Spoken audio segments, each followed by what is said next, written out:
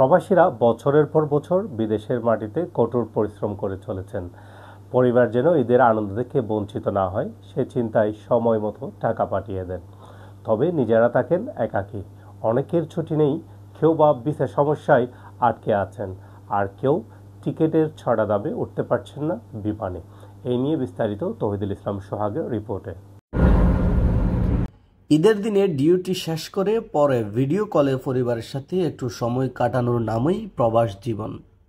তারা কষ্টে থাকলেও পরিবার যেন ঈদের আনন্দ পায় সে চিন্তায় টাকা পাঠাচ্ছে প্রবাসে থাকা হাজার হাজার রেমিটেন্স যোদ্ধা। গরম আবহাওয়া, কষ্টের কাজ শেষ করে একাকিত্বেই ঈদ উদযাপন করছেন প্রবাসে থাকা হাজার হাজার প্রবাসী। কোরবানির জন্য অর্থ পাঠাচ্ছেন, কিন্তু কোরবানির আনন্দ ভাগ নিতে পারছেন না প্রবাসীরা। 2025 সালে পবিত্র ঈদুল আজহা অনুষ্ঠিত হতে যাচ্ছে 6 জুন।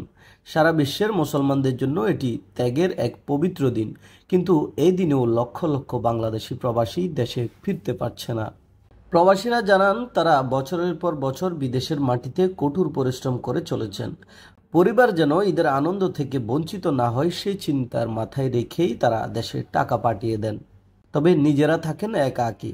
অনেকের ছুটি নেই, কেউ বা ভিসা সমস্যায় আটকে আছেন, আর কেউ টিকিটের চড়া দামে বিমানে উঠতে পারছে না।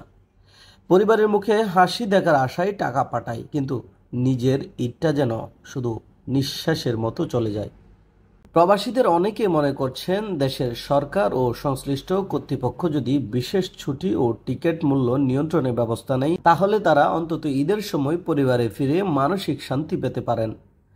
বাংলাদেশের রেমিটেন্স যোদ্ধারা আজও দেশের অর্থনীতির বড় চালিকা শক্তি, তাই তাদের ত্যাগ ও অনুভূতির মূল্য দেওয়া সময়ের দাবি।